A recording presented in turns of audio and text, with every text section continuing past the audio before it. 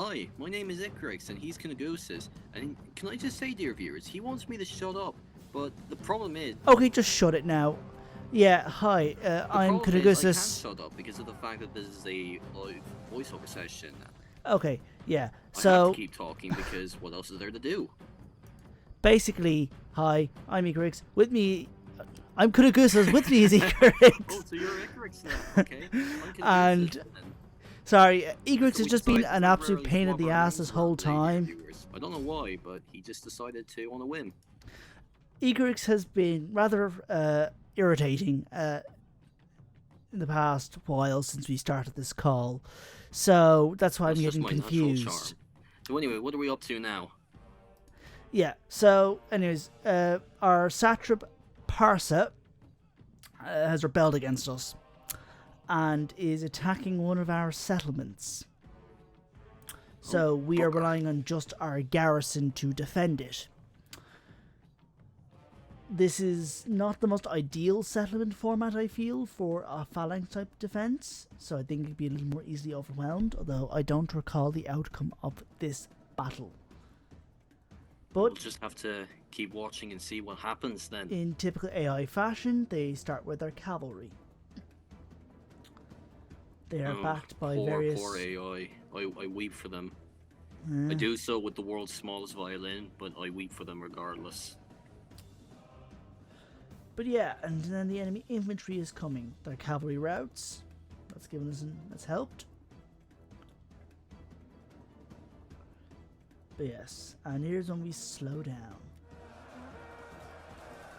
We slow right down. Well, by slow down, we just go back to default normal speed. Oh, okay then. But yes, we are holding off against their infantry. The roster for Parsa is modelled clearly off of Atropatkan's roster. So, follows that style. What was Atropatkan's roster like? It's pretty archer heavy, pretty solid cavalry, quite a bit of spearmen like Sparabara, which are spearmen with bows. There's like elite Sparabara, which are better versions of the Sparabara. There's the Satrap Guard, I think they're called, which are two-handed spearmen with bows. So a lot of bows, as well as some axemen. But this army is pretty basic, I think. It's mostly some levy spearmen, maybe some Sparabara, and some basic axemen. So it's not really anything to... If I do say so myself, huge roster to begin with. That's the gist of what I can remember the roster being like. I've only played them like once or twice and not very extensively. What were they like when you played them? Were they It was interesting enough. I just never really... It's just one of those times where I just never really bother to go further into a campaign and move on to other campaigns. I suppose that makes sense. You know, sometimes that happens. I'll try to commit more to these kind of factions to get more experience with them. Parthia was a lot of fun to play. That was certainly an interesting roster. Very cavalry heavy. Archers at the ready. They're Sparabara. Sparabara. Sparabara. Yeah. Is that right? Yes, Sparabara. What are their archery skills like? Like, they're okay enough. They're not super good archers. They're spearmen with bows, so they're mainly just spearmen. But they got bows. They can shoot a few rounds. Oh, right. Okay. And they had the Satrap Guard spearmen. So again, another set of spear archers.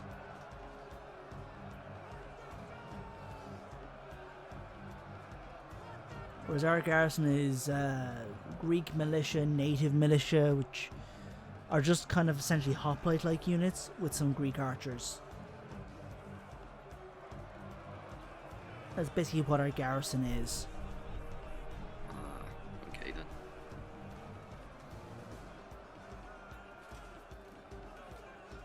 Well, you gotta give the AI credit. At least it doesn't give up. I mean, it's a desperate attempt, but they're not giving up at the very least. So well, they've no reason to give up right now. As No we see reason to some give pretty- up. They're not getting through that phalanx formation.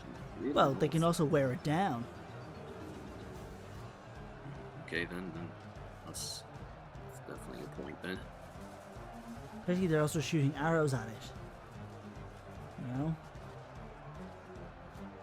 Even though it's not the most ideal use of archers, it's still enough to wear down the phalanx. Guess we'll just have to wait and see then. Yeah. So Kunagooses, I've been hearing rumors about more discontent going on between the fans and Creative Assembly. Do you want to weigh in on that? It's a mess. It's a shit show. I don't think I really have any unique or insightful opinions myself on the matter, but the gist is, yeah, fans are pissed off. It's just a mountain of problems all piling up. For those not in the know, granted, well, I suppose best not to make much comments, but basically, where to begin? So this is, the catalyst for this is Warhammer 3 and the most recent DLC Shadows of Change being overpriced for the content that was in it. I like Warhammer 3 a lot, but I don't even own the DLC. I didn't bother buying it. In addition, the game itself is just not in maybe the best state. It's still a lot of bugs that need fixing, and even attempts at fixing bugs don't always work. Just a lot of grievances among the community, and Creative Assembly haven't done much to help deal with the issue. In addition, CA tried to make a game for console called Hyenas. This game was meant to be kind of like Overwatch and those sort of PvP kind of shooters, and that at the last minute got the plug pulled on it by Sega, and that's leading to apparently a lot of layoffs in CA and just a whole lot of chaos within Creative Assembly, and it's just a mess. And Creative Assembly are just notorious for just not wanting to say anything, and that's pissing off people more who want answers. They want to know what the hell's going on. What the community wants, especially in relation to Warhammer 3, is a custodian team. So a team dedicated to just maintaining the game, fixing bugs, patching it. Better support for the DLC teams, more content to match the DLC, especially with the way they're charging them now, like €25 for Shadows of Change. You know, that's like, what? That's less than half of what the game was full price. Yeah. Yeah, the community managers. It's funny that you mentioned with Hyenas being a console exclusive, or at least they were. Well, I don't know if it was a console exclusive, but it was certainly being made by the console division of CA. Yeah, because I know that Creative Assembly doesn't necessarily make console titles, but I mean, like, they've had, as far as I'm aware, they've had ported some games over to the console, so I don't really think. Well, they made Alien Isolation, which is a well-regarded game. Hyenas probably would have been a decent affair if it was like being made by the console division at CA. I mean, like, they had a console division for Alien Isolation as well, and that turned out pretty good. Well, yeah, but here's the thing about Hyenas. Hyenas was a very, very cynical game. Basically, it's for a genre that's considered kind of dead at this stage. It's kind of considered a mostly kind of irrelevant genre, and so they made it years too late. And but you never know, it could have been at least mechanically well, like, enough. from what initial reviews are saying, it was probably fine, but a bit it probably just could have been better. Too cynical, I think, was part of the concern. Well, are we talking about like story content? Are we talking about like cynical attitude towards the whole thing, or just I like? don't know exactly, but it doesn't look like it'd be a particularly great game. Probably an okay game, but it wasn't Did they expected ever to release sell like? very well. Did they ever release like concept art or demos of what they The that game they was were almost going about to for? come out in a month or two before they cancelled it. But they didn't So show off like.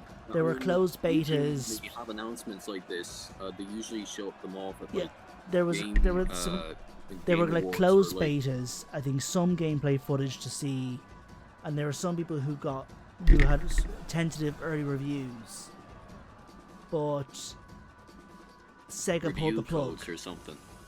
Just some people got to play it in certain conventions and had a rough idea about it, and then Sega pulled the plug on it because they were not expecting to be particularly profitable.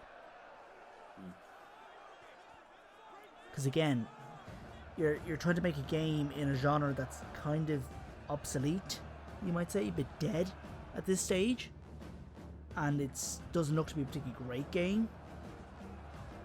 I know the amount of years that went into developing this game definitely played a role in CA or Sega growing Apparently, a lot less faith in it. was Let's one of just the most say, but I mean, expensive like, games you never know. for Sega. Perhaps with a little bit more, perhaps maybe with a little bit more time, maybe they could have pulled off something semi decent. I'm not saying that like, no, Again, I'm not saying whether or the not layoffs was a big cancelling it part was of a it good necessarily, idea, I but don't mean, know. if they had a few more years on there, or just like a little bit more time on their hands, maybe they could have actually. They had many years to make it. this game, and the problem was they could not agree at the time when they were making it on a clear idea for it. They apparently changed the engine, changed the engine kind of early-ish into development. So it was the development was a mess.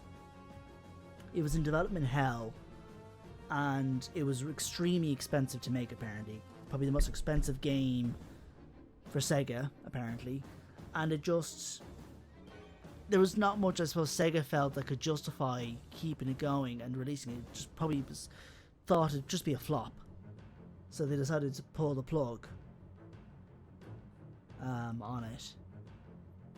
Probably be better financially to pull the plug. But anyways, at least for now, we'll park this discussion and briefly resume our commentary on this battle.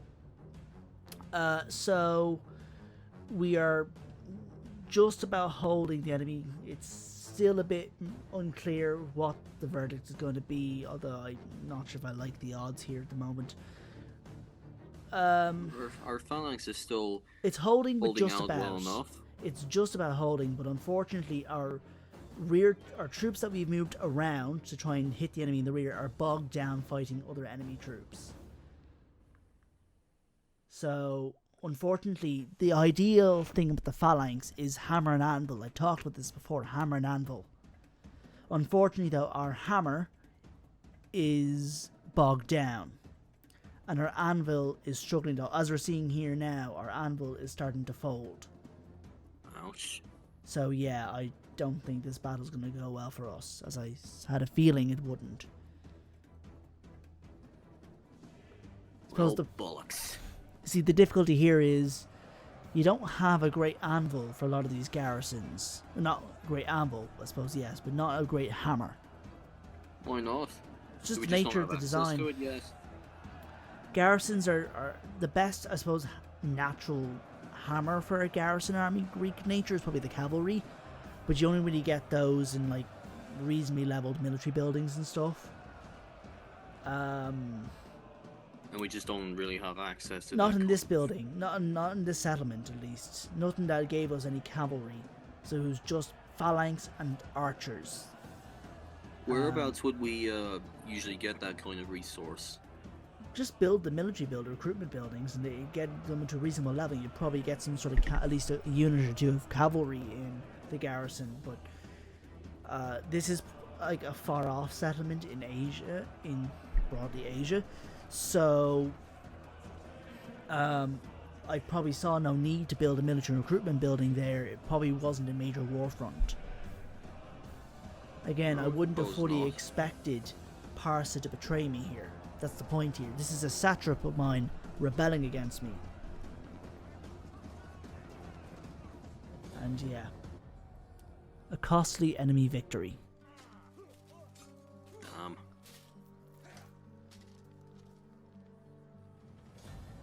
So yeah. And the enemy lost no units. I never asked what a valiant defeat was, actually. A valiant defeat basically means you lost, but you put up a heck of a fight, at least enough to whittle the enemy down considerably. So I suppose to the enemy they would call it a Pyrrhic victory for them. And I talked about Pyrrhic victories. It's kind of, I don't know why it's coming into my head, but it kind of reminds me of like the Kobayashi Maru test, where it's like you put up a valiant effort, but it's like you're still gonna die and you're still gonna lose regardless. But at least you put up a good fight regardless, you know. So I suppose yeah. But here we have another settlement defense, and this was probably a better kind of settlement to defend, I feel. why is that? Just because it's a lot more narrow. It's more narrow, there's a few more openings. The AI is going to go for those two main open areas. On the front, as we're seeing, those two alleyways.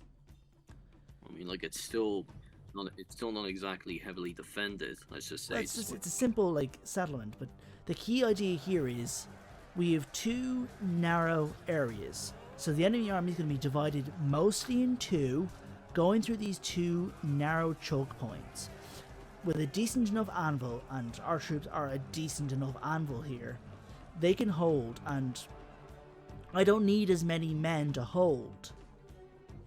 That allows me to have more troops as spare to either reinforce the phalanx or move around and envelop the enemy and function as my hammer. Now I still don't know, again, it's been a good while since I recorded this, so I don't remember really any of these battles, but I know from experience a settlement battle like this would give me better odds. In this kind of settlement, I'd have better odds of winning. But we'll just have to see here whether or not I did win. We'll just have to see if the odds are in our favor, I suppose. Yeah. As you see, they're sending a few troops here, but I got a lot of phalanx troops guarding here, so I can easily kind of outflank them.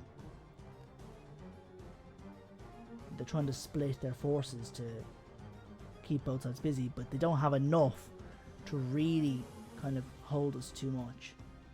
I noticed that we didn't really have anyone guarding like the northernmost entrances over there, actually, or at least not at the very back. So it's because the AI is going to only be coming from in front of us here, and maybe be coming towards those sides. So that bit that's open is because like the AI isn't likely to be going through there. They don't normally surround a settlement.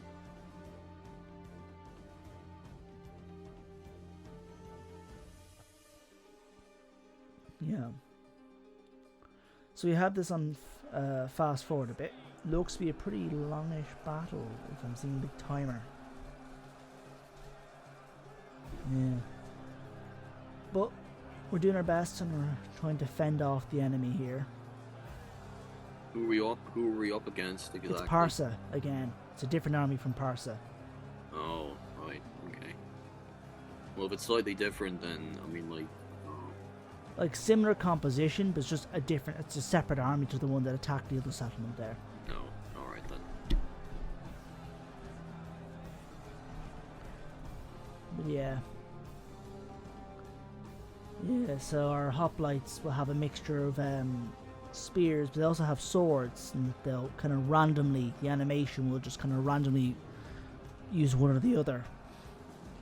Has no bearing on stats, I believe. It's just purely aesthetic, if you will. It's purely for cosmetic, or yeah, there's no change to the stat of the unit if they're drawing a spear or a sword. In this case, they're still technically spearmen. So they're still technically fighting with a spear, even if the model draws a sword. Is there any way to actually upgrade your weaponry? Like outside? You can get like weaponsmiths that will upgrade the weapons of a unit, but that mostly just translates to increasing their melee attack. But it doesn't really like lead to an increase in their stats or anything. It increases their melee attack stat. But that's about the extent of it. Yes, melee attack is good. Like, melee attack is the odds of landing a hit. So the way the whole stat system works is, and there's a good video by DEI's Cam, who does a good breakdown of this. He's like Total War Academy or whatever he called it. Sort of masterclass, I think he may call it, or whatever it was, but breaking down the way this whole stat system works. An alumni, let's just say. Well, whatever you call it, I suppose. In a basic sense, so units, so each entity has HP, particularly with Rome 2's engine, but basically, when you have entities fighting, and they try to land attacks on each other, they're swinging their sword. You get into a series of calculations here. The first calculation would be about melee attack versus melee defense. So, melee attack is basically the chances of an attack successfully landing. Because just because, you know, this entity has, you know, tried to attack doesn't mean it has successfully dealt any damage. It just means they tried to attack. So then their melee attack is what are their chances of landing a hit on the enemy entity. But then to counter that is melee defense, the chance of being able to avoid a hit. So those will play in, and in the case of the melee attack, so the unit with the better melee attack will get a better chance of landing a hit. So when they do land a hit, here comes damage calculation. Now, I don't claim to fully understand this system. You're best to consult, again, Cam's explanation. We could probably link it. But, anyways. So, and the way damage is calculated is you've got the weapon damage, which will do what it needs to. But, the damage that they can inflict will be offset by the enemy unit's armor. You following me? And therefore that will absorb a certain amount of the damage. So let's say you got a weapon damage of 20 and the unit that's being hit has an armor level of 10. I believe that means that they should take about 10 damage. But let's say the unit that has that 20 weapon damage has 5 armor piercing damage. Well, armor piercing damage is the damage that ignores armor, so I think that means there'll be a guaranteed damage of 5. Though I actually believe the armor level is more of a variable calculation, just thinking of it. So basically it's not so much a unit is hit, the armor will automatically deduct, I think, 10 damage points. It's more like it can deduct up to 10 damage points if they have 10 armor.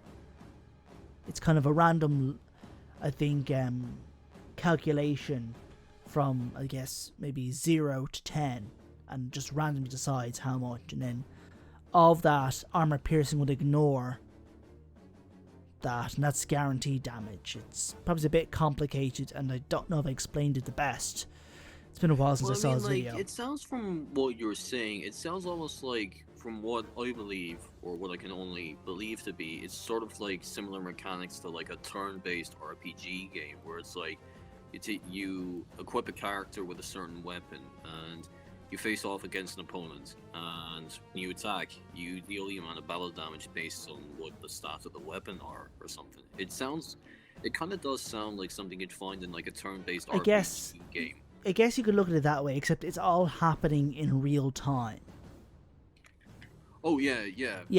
Like the mechanics of it. Yeah, I suppose you could look at it that way. It's probably similar to the idea of land a hit, but then, and the chances of landing a hit, and when the hit lands, damage is calculated, but then damage is offset by armor value.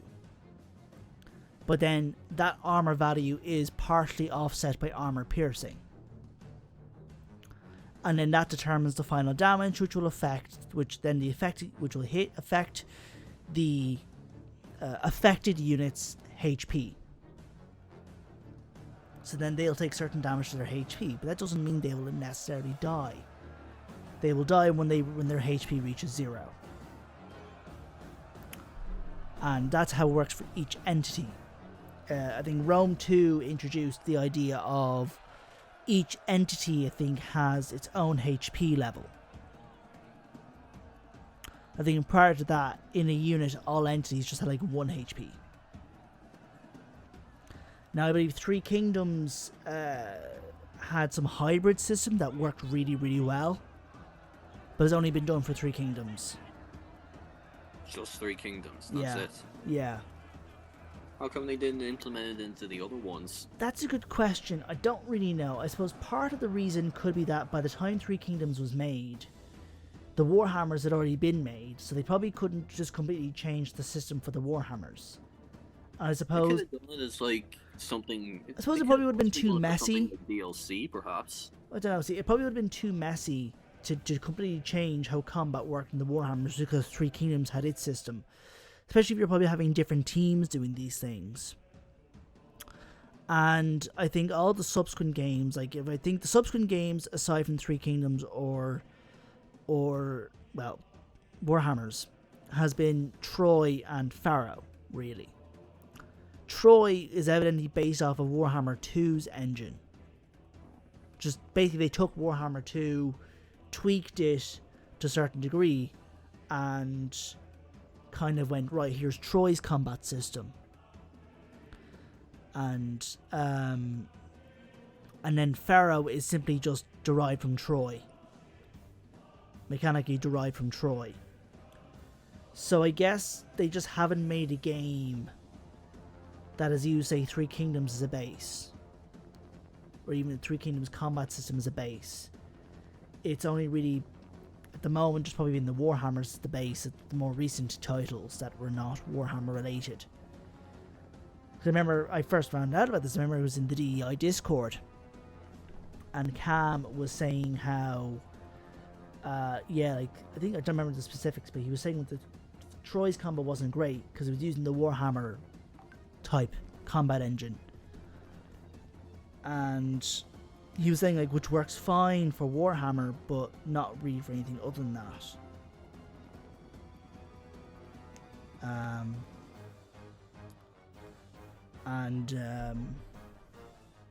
Yeah, that's when I first found out about that. But that's the gist of it.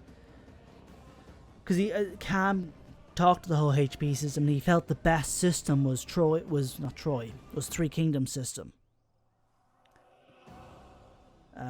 Three Kingdoms kind of combat HP system was the best.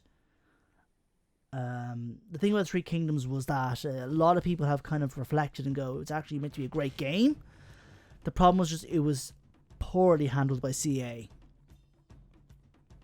I don't know, I mean, like, it's a shame though, because I mean, like, it sounded as though it had it was probably the most refined of them all, I suppose, or... I suppose, like... yes, the problem with Three Kingdoms and why Three Kingdoms died was because Creative Assembly, for reasons I don't really understand, had a terrible DLC plan. They did the wrong things for DLC. Like, one of the first DLC was called, I think, like, 8 Princes, which takes place, like, well after the Three Kingdoms period. And it's apparently a fairly obscure time period that, like, even a lot of the hardcore, like, Chinese Three Kingdoms fans barely understood or knew. So they kind of did a questionable plan, and a lot of the early DLC were just big stumbles that fell flat. And then it wasn't until, like, near the end they kind of got their shit together, but by that time the damage was already done. So they pulled the plug on it. Though at the time it's released, Three Kingdoms was fairly controversial among fans. Because there were like 2 different modes, they called it. Records mode and romance mode. So, in the basic sense, Three Kingdoms is set in China. What's called the Three Kingdoms period. I don't know the full historical details. I think it involves the fall of the Han Dynasty. I think this is probably sometime around maybe the 3rd century CE. I could be wrong. Do forgive me for any of this. I'm far from specialized in matters of Chinese history. And great instability, civil war, and amongst kind of from the ashes of it came 3 kingdoms that all competed and fought until I suppose one triumphed. But from what I understand, you could say there's 2 general sources for it. One is probably closer to the time period, maybe known as the records, and another one which is more famous called the Romance of the 3 Kingdoms, a romanticized narrative of the time period. And basically, people more often remember the Romance one, even though that, and so when CA were adapting it, and this is probably also to try and satisfy the fantasy fans of Warhammer and the historical fans, tried 2 different modes. The more stylized Romance mode, where where generals were all single entity,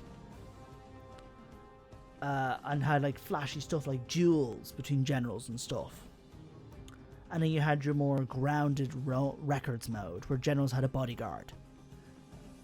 But it was evident that the Romance mode was more fleshed out. But not everybody liked version, basically. Yeah, not everybody was fond of the whole single entity generals thing. And then he felt it was an attempt to try to shoehorn in a kind of Warhammer thing to appease Warhammer fans.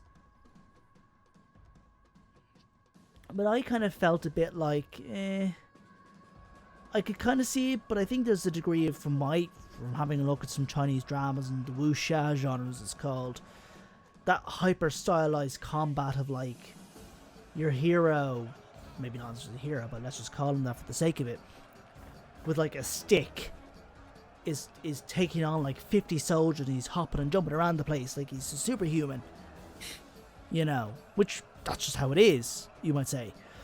You just thought that like that kind of gameplay and I guess just didn't really fit well. Well, for I'm just you. saying that I've played 3 Kingdoms a little bit, and I've been only replaying Romance mode. It's pretty fun. Haven't played it in a while though. What I'm saying is, to me, I can see it kind of making sense for a game like 3 Kingdoms, especially if it's basing a lot of its inspiration from the Romance of the 3 Kingdoms, which is the more widely remembered version of the 3 Kingdoms period. You know, I think most people, from my understanding, when they think of the 3 Kingdoms period and all the people in that time period, they're going by the later retelling that's all romanticized. You know, rather than the more grittier historical one. I remember there was an anime called Ya Boy Con Ming about one of the characters from that period, called Zhuge Liang, or Con Ming. He finds himself in 21st century Japan. He's one of these great tacticians of the day, and he tries to help this kind of burgeoning singer. But one of the noted elements that shows that kind of contrast, if you will, was there's this one character. He runs a pub and nightclub kind of pub thing, and he's a big 3 Kingdoms nerd. And at one point he talks to Con Ming and he references a certain event. I don't remember the specifics, so I cannot tell you the specifics, but I hope you can follow this. He references some kind of event that's a popularly remembered event, and Con Ming's like, what are you talking about? I don't know what you're talking about, because this is one of those fantasized stories in the Romance, but in the actual historical thing didn't really happen, at least as far as I gather. But I suppose we'll park that for now, because significant developments have happened on this battle and it's not looking good.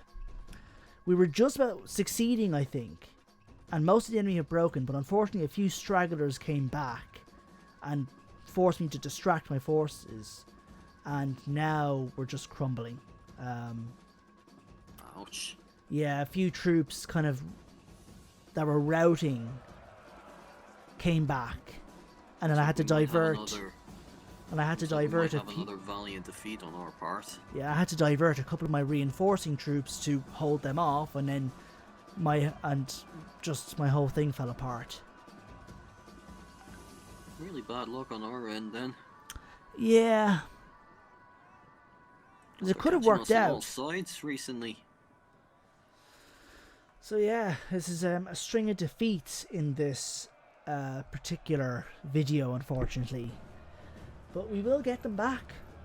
We will. We better hope so. We don't want to let the viewers down with all our constant disappointing failures. In fairness, we've been triumphing most of the time. This is just... Sorry. This is just a bit of a blip. Oh. Hopefully we can rebound back, as they say. I'm sure we will, even if I know I haven't been handling this campaign in the best fashion, as I've talked about before. But yeah, like, this is an absolute killer, being shot from behind. But there's nothing we can really do. And, yeah. This is Ganza